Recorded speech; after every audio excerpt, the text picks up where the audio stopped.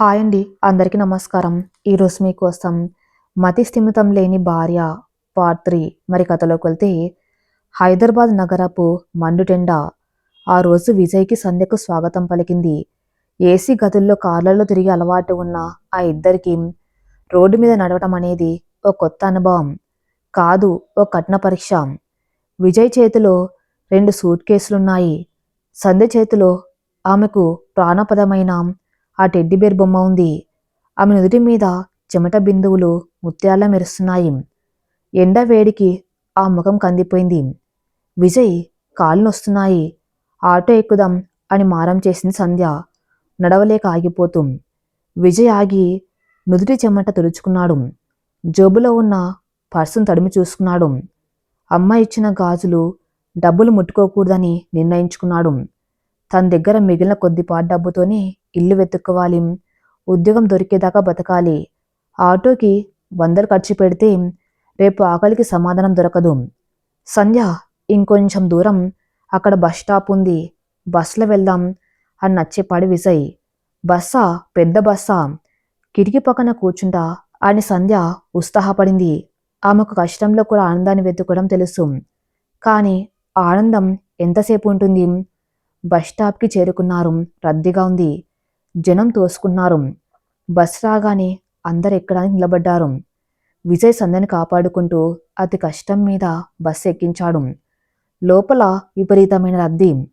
కూర్చోడానికి సీట్లేదు సరికదా, నిలబడ్డానికి కూడా సందు లేదు. సంధ్య భయపడిపోయింది.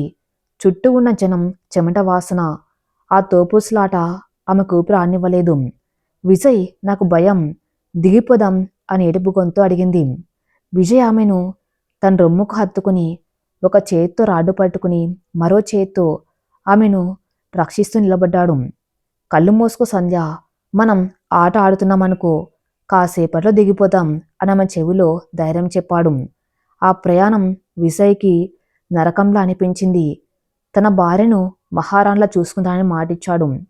కానీ ఈడ బస్సులో నలిగిపోయేలా చేశాడు. ఈ పరిస్థితికి కారణం తన తండ్రి పంతం, తన ఆత్మాభిమానం. ఎట్టకేలకు అమీర్పేట దగ్గర దిగారు. అక్కడ విజయ్ స్నేహితుడు రవి ఉంటాడు. రవికి చిన్న కన్సల్టెన్సీ ఆఫీస్ ఉంది. ఆఫీస్ మెట్లు ఎక్కుతుంటే సంధ్య ఆయాసపడింది. నీళ్లు అడిగింది. విజయ్ పక్కనే ఉన్న షాపులో ఒక చిన్న వాటర్ బాటిల్ కొనిచ్చాడు. 10 రూపాయలు ఖర్చు. మనసులో లెక్కలు వేసుకున్నాడు. ఇది వరకైతే 100 రూపాయల గురించి కూడా ఆలోచించేవాడు కాదు. ఇప్పుడు 10 రూపాయలు కూడా విలువే. రవి ఆఫీసులోకి వెళ్ళాడు. రవి విజయ్ని, సంధ్యను, ఆ లగేజ్ని చూసి షాక్ అయ్యాడు.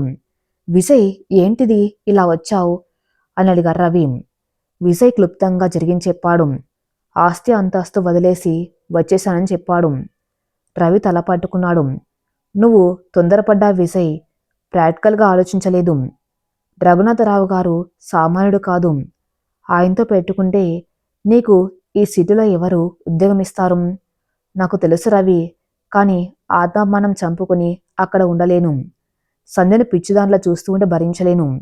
నాకు కావాల్సింది చిన్న ఉద్యోగం, ఏదైనా పర్లేదు అన్నాడు విజయ్. రవి ఆలోచించాడు. చూడు విజయ్, పెద్ద కంపెనీల్లో ఇప్పుడే నీకు జాబ్ రావటం కష్టం. మీ నాన్నగారు అప్పుడే అందరికీ ఫోన్లు చేసి ఉంటారు. నిన్ను బ్లాక్ లిస్ట్లో పెట్టి ఉంటారు. నా దగ్గర ఒక చిన్న పని ఉంది, డేటా ఎంట్రీ, అకౌంట్స్ చూడడం. జీతం 15,000 మాత్రమే ఇవ్వగలను. నీ స్థాయికి అది చాలా తక్కువ. చాలు రవి, ప్రస్తుతానికి అది చాలు, థ్యాంక్స్ అన్నాడు విజయ్ మనస్ఫూర్తిగా. 15,000 ఒకప్పుడు తన కారు పెట్రోల్ ఖర్చు కూడా కాదు అది. కానీ ఇప్పుడు అదే తన జీవనాధారం. సరే, ఇప్పుడు ఉండడానికి అడిగారు రవి. వెతుక్కోవాలి, తక్కువ అద్దెలో చిన్న ఇల్లు కావాలి అన్నాడు విజయ్. రవి తన అసిస్టెంట్కి చెప్పి దగ్గరలో ఉన్న ఎస్ఆర్ నగర్ బస్తీలో ఒక చిన్న పోర్షన్ చూపించమన్నాడు. సాయంత్రం 4 గంటలు. విజయ్, సంధ్య ఒక ఇరుకైన సందులో ఉన్న ఇంటి ముందు నిలబడ్డారు. అది పాతకాలపు ఇల్లు. పైన రేకులు వేసిన ఒక చిన్న గది, పక్కనే చిన్న వంటగది, బాత్రూం బయట ఉంది. ఇంటి యజమానురాలు సుబ్బలక్ష్మమ్మ గారు బయటకొచ్చారు. ఆవిడ వయసు 50 ఏళ్ళు. కొంచెం గయ్యాలి, కాని మనసు మంచిది. ఎవరు బాబు అడిగింది ఆవిడ. అద్దెకి ఇల్లు ఉంటుందట కదా, చూడ్డానికి వచ్చాం అన్నాడు విజయ్. సుబ్బలక్ష్మమ్మ విజయ్ని సంధ్యను ఎగాదిగా చూసింది. విజయ్ వేషధారణ, సంధ్య పట్టుకున్న టెడ్డీబేర్ ఆవిడకు వింతగా అనిపించాయి. కొత్త జంటలా ఉన్నారు, పారిపోయి వచ్చారా ఏంటి అని సూటిగా అడిగింది. విజయ్ నవ్వి లేదమ్మగారు, పెళ్ళైంది, వేరే కాపురం పెట్టామంతే అని అబద్ధం చెప్పాడు. అద్దె 3000, కరెంటు బిల్లు మీరే కట్టుకోవాలి, నీళ్లు రోజుకు 2 గంటలు వస్తాయి పట్టుకోవాలి అని కండిషన్లు చెప్పింది. సరేనండి అన్నాడు విజయ్. గది చిన్నది, కిటికీలోంచి పక్క ఇంటి గోడ కనిపిస్తుంది. గాలి వెలుతురు తక్కువే, ఫ్యాన్ వేస్తే దరదర అని శబ్దం వస్తుంది. సంధ్య గదిలోకి వచ్చి చుట్టూ చూసింది. ఇంతేనా, టీవీ ఎక్కడా, మంచం ఎక్కడా అడిగింది అమాయకంగా. విజయ్ ఆమె దగ్గరికి వెళ్ళాడు. సంధ్య, ఇది మన బొమ్మరిల్లు, చూడు ఎంత ముచ్చటగా ఉందో, ఇక్కడ మనం కింద చాప వేసుకుని పడుకుందాం, పిక్నిక్లా ఉంటుంది అని నమ్మించాడు. పిక్నికా, నిజంగానా? సంధ్య కళ్ళు విప్పార్చింది. ఆమెకు పిక్నిక్ అంటే ఇష్టం. అవును, నేను, నువ్వు, నీ టెడ్డీ, ముగ్గురం ఇక్కడే ఉంటాం, ఎవరు అరవరు, ఎవరు తిట్టరు అన్నాడు విజయ్. అయితే సరే, నాకు ఈ ఇల్లు ఇష్టమే అంది సంధ్య. ఆమె ఆ చిన్న గదిని ఇష్టపడ్డం చూసి విజయ్ మనస్సు తేలికపడింది. ఆమెకు వస్తువులు ముఖ్యం కాదు, మనసులు ముఖ్యం అని మరోసారి రుజువైంది. రాత్రి 8 గంటలు. సామాన్లు సర్దుతున్నారు. ఉన్నవి 2 ప్లేట్లు, 2 గ్లాసులు, కొన్ని బట్టలంతే. వంట చేసుకోవడానికి సామాన్లు లేవు. విజయ్, ఆకలి అంది సంధ్య. విజయ్ బయటకు వెళ్ళి దగ్గరలోని హోటల్ నుండి 2 ఇడ్లీ పొట్లాలు తెచ్చాడు. గదిలో నేల మీద న్యూస్ పేపర్ పరిచాడు. ఇద్దరు ఎదురెదురుగా కూర్చున్నారు. ఇడ్లీ పొట్లం ఇప్పాడు. చట్నీ వాసన గుప్పుమంది. ఇదిగో సంధ్య, తిను అని ఆమెకు తినిపించాడు. సంధ్య ఇడ్లీ తింటూ, ప్లేట్ లేదు, స్పూన్ లేదు, చేత్తో తినాలా అని అడిగింది. అవును సంధ్య, చేత్తో తింటేనే రుచి, మనం చిన్నప్పుడు మట్లో ఆడుకొని చేత్తోనే కదా తినేవాళ్ళం అన్నాడు విజయ్. నాకు మట్లో ఆడడం ఇష్టం, నాన్నగారు తిడతారని ఆడలేదు అని సంధ్య. ఇక్కడ నిన్ను ఎవరు తిట్టరు, రేపు మనం మట్టి కుండలు తెచ్చుకుందాం, మొక్కలు పెంచుదాం అన్నాడు విజయ్. భోజనం అయ్యాక నేల మీద ఒక పాత చాప వేసి దాని మీద ఒక బెడ్షీట్ పరిచాడు విజయ్. దిండు బదులు తన బ్యాగ్ పెట్టుకున్నాడు. సంధ్య ఆ చాప్ మీద పడుకోవడానికి ఇబ్బంది పడింది. గట్టిగా ఉంది, ఫ్యాన్ గాలి సరిపోవటం లేదు, దోమలు తిరుగుతున్నాయి, విజయ్ కొడుతున్నాయి అని ఏడుస్తూ విజయ్ లేచి కూర్చున్నాడు. తన దగ్గర ఉన్న టవల్ తీసుకుని సంధ్య పక్కన కూర్చుని విసరడం మొదలుపెట్టాడు. పడుకో సంధ్య, నేను దోమల్ని కొడతాను, నీకు తగలనివ్వను అని అన్నాడు. సంధ్య అతని వైపు చూసింది. చెమటలో తడిసిన అతని ముఖం, అలిసిపోయిన కళ్ళు, అయినా తన కోసం నవ్వుతున్న పెదాలు. నువ్వు పడుకోవా అడిగింది. నువ్వు నిద్రపోయాక పడుకుంటాను అన్నాడు విజయ్. సంధ్య లేసి కూర్చుంది. వద్దు, నువ్వు కూడా పడుకో, నా చేయి పట్టుకో, అప్పుడు దోమలు రావంది. విజయ్ నవ్వి ఆమె పక్కన పడుకున్నాడు. సంధ్య విజయ్ గుండె మీద తల పెట్టుకుంది. ఆ గది వేడిగా ఉన్న ఆమె స్పర్శ విజయ్కి చల్లదనాన్ని ఇచ్చింది. విజయ్, ఏంటి సంధ్య, ఈ చిన్న ఇల్లు కాను దగ్గరగా ఉన్నావు, పెద్ద ఇంట్లో నువ్వు దూరంగా ఉండేవాడివి, నాకు ఇదే ఇష్టం అంది సంధ్య నిద్రమత్తులో. ఆ మాట విజయ్ గుండె లోతుల్లోకి చొచ్చుకుపోయింది. కోట్లు విలువ చేసే ఆస్తి ఇవ్వలేని తృప్తిని ఈ చిన్న గది ఆమెకిచ్చింది. ఎందుకంటే ఇక్కడ ప్రేమకు అడ్డుగోడలేవు. విజయ్ కళ్ళల్లో నీళ్లు తిరిగాయి. నేను కూడా సంధ్య, నాకు కూడా ఇదే ఇష్టం అని అన్నాడు. అంతలో బయట కుక్కలు మురిగే శబ్దం వినిపించింది. సంధ్య ఉలిక్కిపడింది. భయపడకు, అవి మనల్ని కాపలా కాస్తున్నాయి అని చెప్పాడు విజయ్. సంధ్య నెమ్మదిగా నిద్రలోకి జారుకుంది. విజయ్ మాత్రం ఆలోచిస్తూనే ఉన్నాడు. రేపు ఉదయం లేవాలి, నీళ్లు పట్టుకోవాలి, స్నానం చేయించాలి, టిఫిన్ చేయాలి, ఆఫీస్కి వెళ్ళాలి. మధ్యాహ్నం సంధ్యకు భోజనం ఎలా? తను ఒంటరిగా ఉండగలదా? పక్క పోర్షన్లో సుబ్బమ్మ గారు ఉన్నారు, ఆవిడకు చెప్పాలి, కాస్త చూస్తూ ఉండండి అని బతిమలాడాలి. ఈ కొత్త జీవితం పూలబాట కాదు, ముళ్ళబాట, కానీ నడవక తప్పదు. మరుసటి రోజు ఉదయం నీళ్ల దగ్గర పెద్ద గొడవ జరుగుతుంది. ఆడవాళ్లు బిందెల కోసం పోట్లాడుకున్నారు. విజయ్ ఒక ప్లాస్టిక్ బిందె పట్టుకుని లైన్లో నిలబడ్డాడు. అందరూ విజయ్ వైపు వింతగా చూస్తున్నారు. అంత అందగాడు, చదువుకున్నవాడు బిందె పట్టుకొని లైన్లో నిలబడ్డం వాళ్లకు ఆశ్చర్యంగా ఉంది. ఏం బాబూ, కొత్తగా వచ్చారా? అడిగింది ఒక ఆవిడ. అవునండి అన్నాడు విజయ్ సిగ్గుపడుతూ. భార్య రాలేదా? మగవాళ్ళు నీళ్లు పడ్డమేంటి అని వెటకారం చేసింది మరో ఆవిడ. విజయ్కి కోపం రాలేదు, చిరునవ్వు నవ్వాడు. ఆమె ఒంట్లో బాగలేదండి అని సరిపెట్టాడు. నీళ్లు పట్టుకుని గదిలోకి వచ్చాడు. సంధ్య అప్పుడే లేచి కూర్చుంది. జుట్టు రేగిపోయి ఉంది. విజయ్ బ్రష్ కావాలి అని అడిగింది. విజయ్ ఆమెకు పేస్ట్ వేసిచ్చాడు. సంధ్య ఈ రోజు నుంచి మనం కొన్ని పనులు నేర్చుకోవాలి. నేను ఆఫీస్కి వెళ్తే నువ్వు ఒక్కదానే ఉండాలి అన్నాడు సీరియస్గా. నువ్వు వెళ్ళిపోతావా నన్ను వదిలేసి అని సంధ్య కళ్ళలో భయం నిండింది. సాయంత్రం వచ్చేస్తాను సంధ్య, పక్కింటి అమ్మగారు ఉంటారు, ఆమెతో మాట్లాడు, కానీ బయటకు మాత్రం వెళ్ళకూడదు అని హెచ్చరించాడు. విజయ్ స్నానం చేసి తయారయ్యాడు. దగ్గరలోని హోటల్ నుండి ఇడ్లీ తెచ్చి సంధ్యకు పెట్టాడు. తాను కూడా 2 తిని మంచినీళ్లు తాగి ఆకలి తీర్చుకున్నాడు. వెళ్ళేటప్పుడు సంధ్య ముఖం చిన్నబోయింది. గేటు దగ్గర వరకు వచ్చింది. టాట చెప్పు సంధ్య అన్నాడు విజయ్. సంధ్య మౌనంగా చూసింది. ఆమె కళ్ళల్లో నీళ్లు సుళ్ళు తిరుగుతున్నాయి.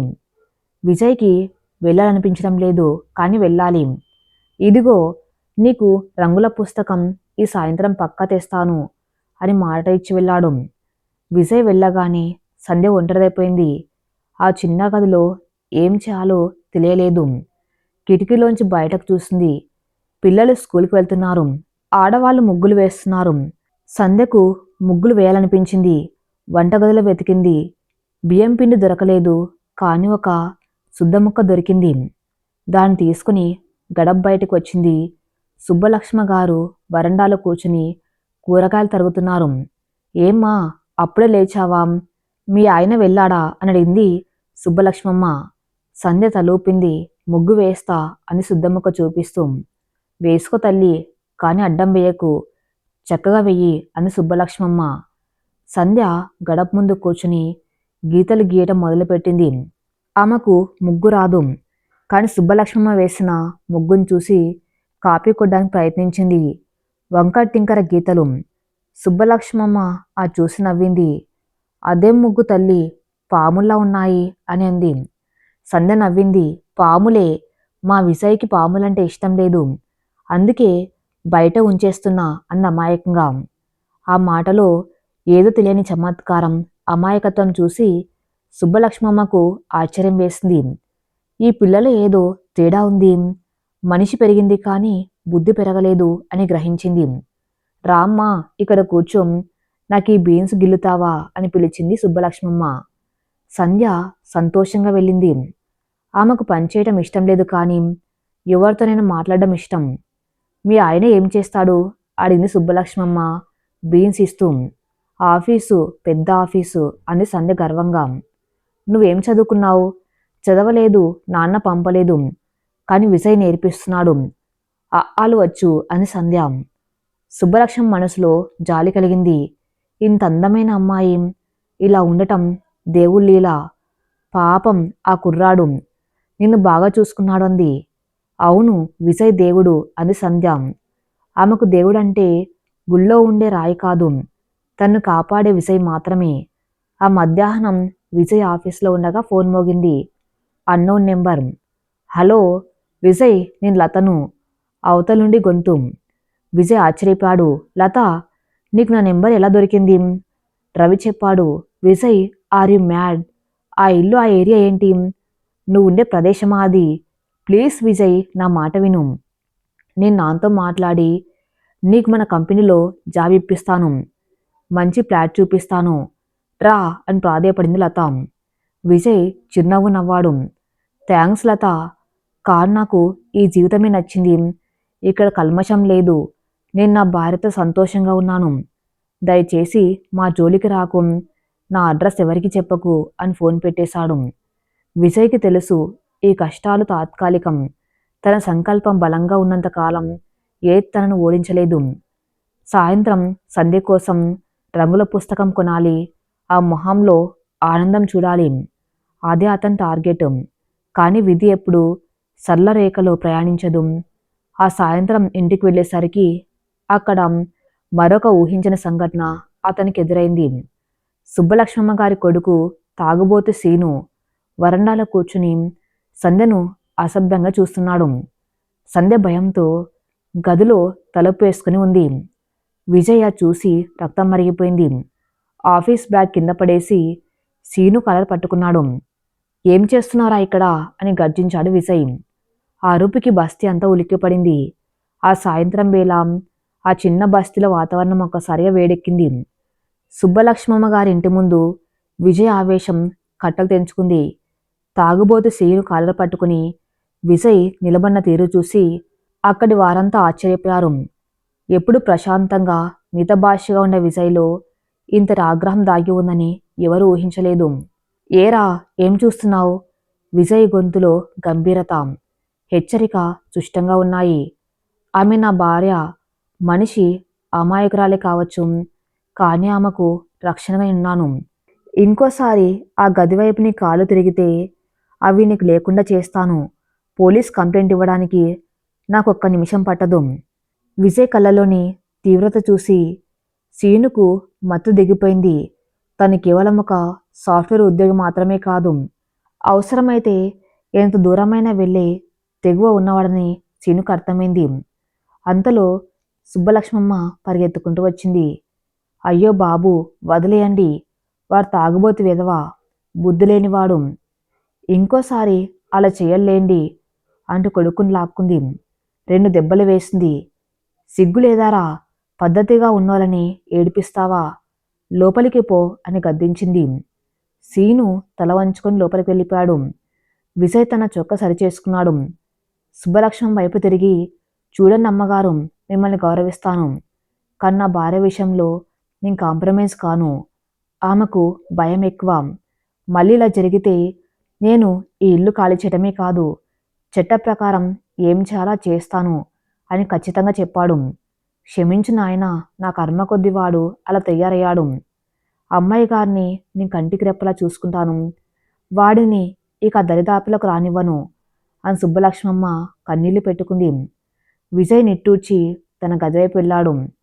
గది తలుపులు గట్టిగా వేసి ఉన్నాయి. విజయ్ తలుపు తట్టాడు. సంధ్య, నేను విజయ్ని, తలుపు తీ. లోపల నుండి ఎలాంటి శబ్దం లేదు. విజయ్కి కంగారు వేసింది. సంధ్య అని మరోసారి పిలిచాడు. మెల్లగా గొల్లం తీసిన శబ్దం. తలుపు కాస్త తెరుచుకుంది. సంధ్య కళ్ళు ఎర్రగా ఉన్నాయి. విజయ్ని చూడగానే ఒక్క ఉదుటిన వచ్చి అతన్ని గట్టిగా వాటేసుకుంది. ఆమె శరీరం వణికిపోతుంది. వాడు నన్ను చూశాడు, చెడ్డగా చూశాడు అని వెక్కి వెక్కి ఏడుస్తుంది. విజయ్ ఆమెను గదిలోకి తీసుకువచ్చి తలుపులు వేసి మంచం మీద కూర్చోబెట్టాడు. ఆ భుజాల చుట్టూ చేతులు వేసి, ఇక ఏడవకూడదు, నేను వచ్చేసానుగా, వాడు వెళ్ళిపోయాడు, ఇంకెప్పుడు రాడు అని ఓదార్చాడు. నిజమా?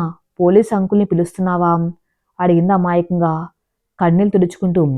అవసరం లేదు, నేనే వార్నింగ్ ఇచ్చాను, నా మాట వింటే చాలు, ఎవరు రారు అన్నాడు విజయ్ ఆమె జుట్టు నిమురుతూ. సంధ్య విజయ్ కళ్ళలోకి చూసింది. ఆ కళ్ళల్లో ఆమెకు ఒక అభయహస్తం కనిపించింది. నువ్వుంటే నాకు భయం లేదు, నువ్వు నా సూపర్ మ్యాన్ అంది చిన్నగా నవ్వుతూ. విజయ్కు నవ్వాడు. అవును, నేను నీ సూపర్ మ్యాన్ని. సరే, ఇప్పుడు ఈ కన్నీళ్లు తుడిచేసుకో, నేను నీకోసం ఏం తెచ్చానో చూడు అంటూ బ్యాగ్లోంచి రంగుల బాక్సు, డ్రాయింగ్ బుక్ తీసిచ్చాడు. సంధ్య కళ్ళు మెరిశాయి. క్రేయాన్స్ అంటూ సంబరంగా వాటిని తీసుకుంది. నిమిషాల క్రితం ఉన్న భయం ఆ రంగుల పెట్టి చూడగానే మాయమైపోయింది. ఆమె మనస్తత్వం అంతే. క్షణంలో మేఘం, మరుక్షణంలో ఎండ. ఆ రాత్రి భోజనమయ్యాక సంధ్య నిద్రపోయింది. కానీ విజయ్కి నిద్ర పట్టలేదు. గదిలో ఫ్యాన్ శబ్దం తప్ప నిశ్శబ్దం. విజయ్ ఆలోచిస్తున్నాడు. ఈరోజు జరిగింది చిన్న విషయం కాదు. తను ఆఫీస్కి వెళ్తే సంధ్య ఇక్కడ ఒంటరి. సుబ్బలక్ష్మమ్మ మంచిది అయినా ఆమె కొడుకుని నమ్మలేం. బస్తీలో రకరకాల మనుషులు ఉంటారు. సంధ్య అందంతో, అమాయకత్వంతో ఎవరికంటైనా పడితే ప్రమాదం. నేను తప్పు చేశానా? ఆవేశంలో ఇంటి నుండి బయటకు వచ్చి ఈ పసిపాపను కష్టాల్లోకి నెట్టానా అని మదనపడ్డాడు. కానీ వెనక్కి వెళ్ళే ప్రసక్తే లేదు. నాన్నగారి దగ్గరికి వెళ్తే సంధ్యను పిచ్చి ఆసుపత్రిలో చేర్పించమంటారు. అది జరగనివ్వడు. రేపటి నుండి సంధ్యను ఆఫీస్కి తీసుకెళ్తాను అని నిర్ణయించుకున్నాడు విజయ్. రవికి చెప్పి ఒప్పించాలి. ఆమె అక్కడ కూర్చుని బొమ్మలు వేసుకుంటుంది. తన కళ్ళ ముందే ఉంటుంది. మరుసటి రోజు ఉదయం విజయ్ తయారవుతున్నాడు. సంధ్య ఇంకా మంచం మీద దుప్పటి కప్పుకుని పడుకుంది. సంధ్య లే, స్నానం చేయాలి అని లేపాడు. నిద్ర వస్తుంది అని మూలిగింది. మనం ఆఫీస్కి వెళ్తున్నాం, నువ్వు కూడా వస్తున్నావు అన్నాడు విజయ్. ఆ మాట వినగానే సంధ్య చటుక్కున లేచింది. నిజమా? నేను వస్తాను. నేను కూడా ఆఫీస్కి వెళ్తానా అని ఆశ్చర్యంగా అడిగింది. అవును, కానీ అక్కడ అల్లరి చేయకూడదు, బుద్ధిగా కూర్చోవాలి, నేను చెప్పినట్లే వినాలి అని షరతు పెట్టాడు. వింటాను, ప్రామిస్ అని సంధ్య. వెంటనే మంచం దిగి బ్రష్ చేసుకోవడానికి పరిగెత్తింది. ఆమె ఉత్సాహం చూస్తుంటే విజయ్కి ముచ్చట వేసింది. ఆమెకు ఆఫీస్ అంటే ఏంటో తెలియదు, కానీ విజయ్తో ఉండటమే ఆమెకు ముఖ్యం. ఇద్దరూ తయారయ్యారు. సంధ్య తన కొత్త రంగుల పుస్తకం క్రేయాన్ బాక్స్లో పెట్టుకుంది. తన ఫేవరెట్ గులాబీ రంగు చుడిదార్ వేసుకుంది. బస్ ఎక్కి అమీర్పేట్ చేరుకున్నారు. రవి ఆఫీస్లోకి అడుగుపెట్టగానే స్టాఫ్ అందరూ ఆశ్చర్యంగా చూశారు. నిన్నటి దాకా ఒక లెక్క, ఈరోజు భారత రావటం ఇంకో లెక్క. రవి క్యాబిన్లోకి వెళ్ళాడు. ఏంటి విజయ్, సంధ్యని తీసుకొచ్చావు అడిగారు రవి కాస్త కంగారుగా. రవి, ఇంట్లో వదిలి రావటం సేఫ్ కాదు. నిన్న ఒక చిన్న గొడవ జరిగింది. ఆమెను ఒంటరికి వదల్లేను. ప్లీజ్ అర్థం చేసుకో. ఆమె ఎవరిని డిస్టర్బ్ చేయదు, నా పక్కన కూర్చుంటుంది అంతే అని బతిమలాడాడు విజయ్. రవి నిట్టూర్చాడు. విజయ్ పరిస్థితి అతనికి అర్థమైంది. సరే విజయ్, కానీ క్లయింట్స్ ఎవరైనా వస్తే ఇబ్బంది లేకుండా చూసుకోం. ఆ మూల టేబుల్ ఖాళీగా ఉంది, అక్కడ కూర్చోబెట్టన్నాడు. థ్యాంక్స్ రవి అన్నాడు విజయ్. విజయ్ తన సీట్లో కూర్చున్నాడు. పక్కనే ఉన్న చిన్న స్టూల్ మీద సంధ్యను కూర్చోబెట్టాడు. ఇదిగో సంధ్య, ఇక్కడ బొమ్మలు వేసుకో, గట్టిగా మాట్లాడకూడదు, ఎవరిని డిస్టర్బ్ చేయకూడదు అని చెప్పాడు. సంధ్య చాలా సీరియస్గా తలూపింది. డ్రాయింగ్ బుక్ తెరిచి రంగులు తీసుకుంది. ఆఫీస్లో అందరూ పనులు నిమగ్నమయ్యారు. విజయ్ అకౌంట్ చెక్ చేస్తున్నాడు. మధ్య మధ్యలో సంధ్య వైపు చూస్తున్నాడు. ఆమె చాలా శ్రద్ధగా నాలుక బయట పెట్టి మరీ బొమ్మలు వేస్తుంది. కొంతసేపటికి ఆఫీస్ బాయ్ టీ తీసుకొచ్చాడు. సార్ టీ అంటూ విజయ్కి ఇచ్చాడు. సంధ్య వైపు చూసి మేడం గారికి అని అడిగాడు. సంధ్య తలెత్తి చూసింది. నాకు టీ వద్దు, బూస్ట్ కావాలి అంది గట్టిగా. ఆఫీసులో అందరు నవ్వారు. విజయ్ ఇబ్బందిగా ఫీల్ అయ్యాడు.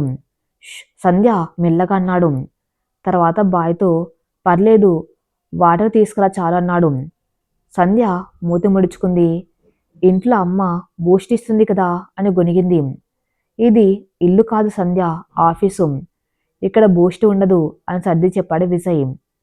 మధ్యాహ్నం లంచ్ టైం. విజయ్ బాక్స్ తెరిచాడు. ఉదయం హడావిడిగా చేసిన ఉప్మా. చీ, ఉప్మానా, నాకు వద్దు అంది సంధ్య ముఖం చిట్లించి. విజయ్కి కోపం బాధ రెండు వచ్చాయి.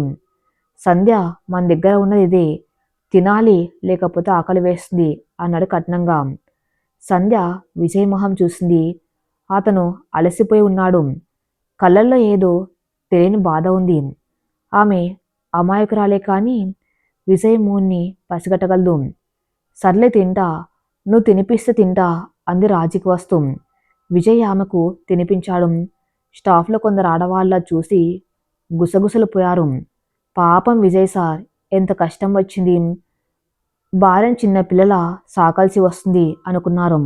ఆ మాటలు విజయ్కి వినిపించాయి, కానీ అతను పట్టించుకోలేదు. తన భార్య తన బాధ్యత, అది బరువు కాదు, బంధం. సాయంత్రం పని ముగించుకుని ఇంటికి బయలుదేరారు. దారిలో ఒక తోగుడు బండి మీద యాపిల్స్ కనిపించాయి. విజయ్, యాపిల్, నాకు యాపిల్ కావాలి అని అడిగింది సంధ్య. విజయ్ రేటు అడిగాడు. కిలో 200, జోబులో ఉన్నవి 100 రూపాయలు మాత్రమే. రేపు బస్ ఛార్జీలకు కూరగాయలకు కావాలి. సంధ్య, యాపిల్స్ బాలేవు, పుల్లగా ఉంటాయి, మనం అరటి పండ్లు తీసుకుందాం, అవి స్వీట్గా ఉంటాయి అని అబద్ధం చెప్పాడు. సంధ్య యాపిల్స్ వైపు ఆశగా చూసింది, కానీ విజయ్ మాట కాదనలేదు. సరే అరటిపండేవు అని అంది. విజయ్ డజను అరటిపండ్లు కొన్నాడు. ఇంటికి వెళ్తూ ఉండగా సంధ్య ఒక అరటిపండు వలిచి విజయ్కి ఇచ్చింది. నువ్వు తిను, నీకు ఆకలి కదా అని అంది. ఆ చిన్న చర్య విజయ్ గుండెని పిండేసింది. తన యాపిల్ కోరింది, కానీ దొరకలేదని ఏడవలేదు. పైగా తన ఆకలి గురించి ఆలోచించింది.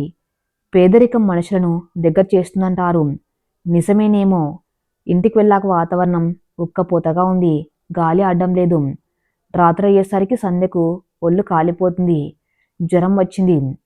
అమ్మో చలి అంటూ సంధ్య వణికిపోతుంది. విజయ్ భయపడ్డాడు. థర్మామీటర్ లేదు. చేపెట్టి చూస్తే కాలిపోతుంది. ఆఫీసులో ఏసీ, బయట ఎండ, బస్ ప్రయాణం.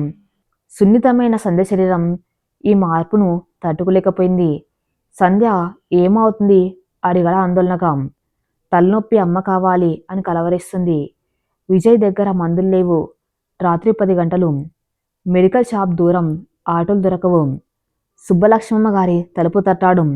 అమ్మగారు, సంధ్యకు జ్వరం వచ్చింది. మీ దగ్గర ఏమైనా మాత్ర ఉందా అని అడిగాడు. అవి లేచి వచ్చి చూసింది. అయ్యో, ఒళ్ళు కాలిపోతుంది కదా బాబు, నా దగ్గర పారాసిటమాల్ ఉంది, ఇస్తాను ఉండు అని మాత్ర తెచ్చిచ్చింది. విజయ్ సంధ్యకు మాత్ర వేసి పక్కనే కూర్చున్నాడు. ఒక తడిగుడ్డ తీసుకుని ఆమె నుదుటి మీద వేయటం మొదలుపెట్టాడు. సంధ్య కళ్ళు మోసుకునే ఉంది. నాన్న కొట్టొద్దు, నేను బుజ్జిని కదా అని నిద్రలో కలవరిస్తుంది.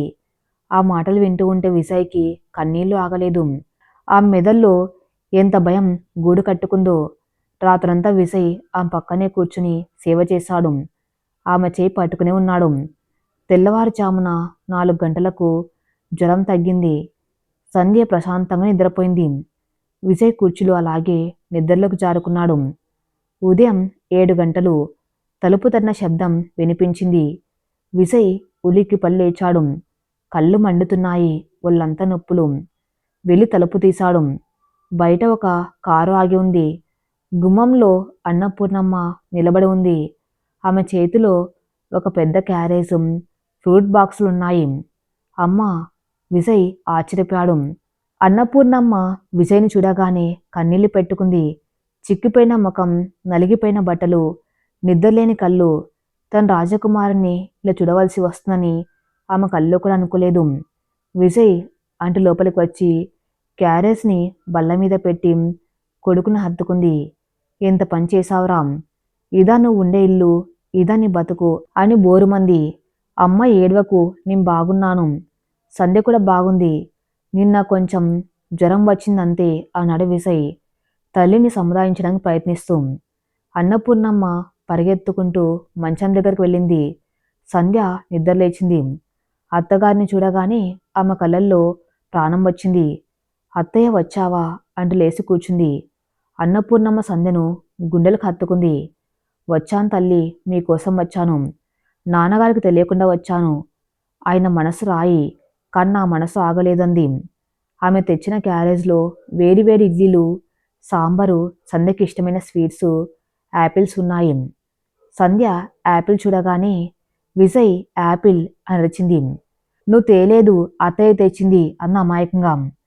నువ్వు తేలేదు, అత్తయ్య తెచ్చింది అంది అమాయకంగా. విజయ్ తల్లివైపు చూశాడు. ఆ చూపులో కృతజ్ఞత ఉంది. తినండ్రా, ముందు తినండి. మీ ఆకలి చూస్తుంటే నా కడుపు మండిపోతుంది అని అన్నపూర్ణమ్మ స్వయంగా వడ్డించింది. విజయ్ సంధ్య పక్కపక్కనే కూర్చొని తింటున్నారు. అమ్మ చేతి వంట, ఆ రుచిలో ఉన్న ప్రేమ వారి ఆకలిని అలసటను తీర్చేసింది. తిన్నాక అన్నపూర్ణమ్మ విజయ్తో గంభీరంగా మాట్లాడింది. విజయ్, మీ నాన్నగారు పంతం వీయడం లేదు, కానీ నేను ఒక నిర్ణయం తీసుకున్నాను. నా పుట్టింటి ఆస్తిలో నాకు వాటా ఉంది. అది అమ్మేస్తాను. ఆ డబ్బుతో మీరు ఒక మంచి ఇల్లు తీసుకోండి, ఏదైనా బిజినెస్ పెట్టుకోం. ఈ నరకం వద్దు నాన్న అని ప్రాధేయపడింది. విజయ్ తల్లి చేతులు పట్టుకున్నాడు. వద్దమ్మా, ఆ ఆస్తి అమ్మితే నాన్నగారు నిన్ను ఇంట్లోంచి గెంటేస్తారు. నీకు ఆ పరిస్థితి రాకూడదు. నేను కష్టపడతాను. ఇప్పుడు కష్టంగానే ఉంది, కానీ ఏదో ఒక రోజు గెలుస్తాను. అప్పుడు గర్వంగా ఇంటికి వస్తాను. అంతవరకు నాకు నీ ఆశీస్సులు చాలు అని దృఢంగా చెప్పాడు. అన్నపూర్ణమ్మకు కొడుకు మొండితనం తెలుసు. కానీ అందులో ఉన్న నిజాయితీ ఆమెకు గర్వాన్ని కలిగించింది. సరేరా, కానీ ఇదిగో ఈ డబ్బు ఉంచు. ఇది అప్పు కాదు, అమ్మ ప్రేమ. కాదనకు అనొక కవరు విజయ్ చేతిలో పెట్టింది. ఈసారి విజయ్ కాదనలేదు. సంధ్య ఆరోగ్యం, అవసరాలు ముఖ్యం. థ్యాంక్ యూ అమ్మా అన్నాడు. అన్నపూర్ణమ్మ వెళ్ళే సమయం వచ్చింది. నేను మళ్ళీ వస్తాను, నాన్నగారికి అనుమానం రాకముందే వెళ్ళాలి అంటూ బయలుదేరింది. సంధ్య గేటు వరకు వచ్చింది. అత్తయ్య మళ్ళీరా, లడ్డూలు తీసుకురా అంటూ ఆట చెప్పింది. కారు వెళ్ళిపోయాక విజయ్ చేతిలో ఉన్న కవర్ని చూశాడు. అందులో 10,000 రూపాయలు ఉన్నాయి. ఇప్పుడు ఆ డబ్బు అతనికి కొన్నంత ధైర్యం. సంధ్య, ఇప్పుడు నీకు యాపిల్స్ మాత్రమే కాదు, కొత్త గౌన్ కూడా కొందాం అన్నాడు విజయ్ నవ్వుతూ. సంధ్య సంతోషంగా చప్పట్లు కొట్టింది. మరి డాక్టర్ దగ్గరకు వెళ్దామా? జ్వరం వచ్చింది కదా అని అడిగింది. అవసరం లేదు, అమ్మ ప్రేమ అని మందు పడిందిగా, ఇక ఈ జ్వరం రాదు అన్నాడు విజయ్. ఆ మధ్యాహ్నం ఆఫీసులో విజయ్కి ఒక ఫోన్ కాల్ వచ్చింది. అది సీను కాదు, లత కాదు, అది పోలీస్ స్టేషన్ నుండి. హలో విజయ్ గారా, మీ మీద ఒక కంప్లైంట్ వచ్చింది, అర్జెంటుగా స్టేషన్కి రావాలి. విజయ్ చేతిలోని పెన్ను జారి కింద పడింది. పోలీస్ స్టేషన్ నుండి వచ్చిన ఫోన్ కాల్ విజయ్ గుండెల్లో పిడుగులా పడింది. చేతిలోని పెన్ను జారి కింద పడ్డం, నుదుటి మీద అప్రయత్నంగా చెమట పడ్డం, ఇవన్నీ భయం వల్ల కాదు, తన తండ్రి ఎంత దిగజారి ప్రవర్తిస్తున్నాడని ఆవేదన వల్ల. విజయ్, ఏమైంది, ఎవరది అని రవి అడిగాడు. విజయ్ ముఖంలోని రంగులు మారడం గమనించి విజయ్ తేరుకున్నాడు. స్టేషన్ నుండి రవి నా మీద కంప్లైంట్ వచ్చిందట, వెంటనే రమ్మన్నారు అని చెప్పాడు, గొంతులో వణుకును నియంత్రించుకుంటూ. కంప్లైంటా? పిచ్చా ఏంటి, నీ మీద ఎవరిస్తారు? ఖచ్చితంగా మీ నాన్నగారి పని అయి ఉంటుంది అన్నారు రవి ఆవేశంగా. నేను కూడా వస్తాను పదా. వద్దు రవి, నువ్వు ఇక్కడే ఉండు, ఆఫీస్ చూసుకో, నేను వెళ్తాను. కానీ విజయ్ చూపు సంధ్య వైపు మళ్ళింది. ఆమె ఆదమరిచి రంగుల పుస్తకంలో ఏనుబొమ్మకు రంగులు వేస్తుంది. ఆమెను ఒంటరికి వదలలేడు, అలాగని పోలీస్ స్టేషన్కు తీసుకెళ్లలేడు. కానీ పరిస్థితి విషమించింది. సంధ్యను రవికి అప్పగించి వెళ్తే ఆమె భయపడి ఏడుస్తుంది. విజయ్ లేకపోతే ఆమె ఒక క్షణం కూడా ఉండలేదు. సంధ్య పిలిచాడు విజయ్. సంధ్య తల ఎత్తి చూసింది. రంగులు అయిపోయాయి, వేరే బొమ్మ వెయ్యనా అని అడిగింది ఉత్సాహంగా. మనం బయటకు వెళ్తున్నాం పదా అన్నాడు విజయ్. పార్కుగా ఐస్ క్రీమ్ కొంటావా అని అడిగింది ఆశగా, రంగుల పుస్తకం మూసేస్తూ. విజయ్ గొంతులో దుఃఖం అడ్డుపడింది. ఆమెను తీసుకెళ్తున్నది పార్కు కాదు, పోలీస్ స్టేషన్కి అని ఎలా చెప్పగలడు? అవును సంధ్య, పని మీద వెళ్తున్నాం, తర్వాత ఐస్ క్రీమ్ కొందాం అని అబద్ధం చెప్పాడు. Panjagutta police station. బయట జీపులు, లోపల కాకి బట్టల హడావిడి. ఆ వాతావరణం చూస్తూనే సామాన్యుడు గుండె జారిపోతుంది. విజయ్ సంధ్య చేయి గట్టిగా పట్టుకుని లోపల నడిచాడు.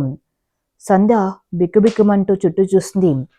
అక్కడ గోడలకు వేలాడుతున్న తుపాకులు, లాకప్లో ఉన్న ఖైదీలను చూసి ఆమె విజయ్ వెనుక దాక్కుంది. విజయ్ భయం. ఇంటికి పోదాం అని గొనిగింది. ఏమీ కాదు, నేనున్నానుగా అంటూ విజయ్ ఆమెను సముదాయించి ఇన్స్పెక్టర్ ప్రతాప్ గారి క్యాబిన్లోకి వెళ్ళాడు. ఇన్స్పెక్టర్ ప్రతాప్ గంభీరమైన విగ్రహం, మెలితిప్పని మీసాలు, కరుకు చూపులు. ఆయన టేబుల్ మీద ఫైల్స్ ఉన్నాయి. ఎదురుగా ఒక కుర్చీలో విజయ్ తండ్రి తరపు లాయర్ మూర్తి గారు కూర్చుని ఉన్నారు. ఆ పక్కనే సంధ్య తండ్రి కృష్ణమూర్తి గారు తలదించుకొని కూర్చుని ఉన్నారు. కృష్ణమూర్తి గారిని చూడగానే విజయ్కి విషయం అర్థమైపోయింది. రండి బాబుగారు, రండి, మీకోసం వెయిటింగ్ అన్నాడు ఇన్స్పెక్టర్ వ్యంగ్యంగా. కూర్చోండి. విజయ్ సంధ్యను పక్క కుర్చీలో కూర్చోబెట్టి తాను నిలబడ్డాడు. సార్, ఎందుకు పిలిచారు అని అడిగాడు సూటిగా. ఇన్స్పెక్టర్ లేచి నిలబడ్డాడు. చేతుల్లో ఉన్న లాఠీని టేబుల్ మీద కొడుతూ, ఏమయ్యా, పెద్ద చదువులు చదువుకున్నావు, అమెరికా వెళ్ళొచ్చావు, ఏం బుద్ధది? ఒక అమాయకపు అమ్మాయిని, అందులోనూ మతిస్థిమితం లేని పిల్లని కిడ్నాప్ చేస్తావా అని గద్దించారు. కిడ్నాపా? విజయ్ ఆశ్చర్యపోయాడు.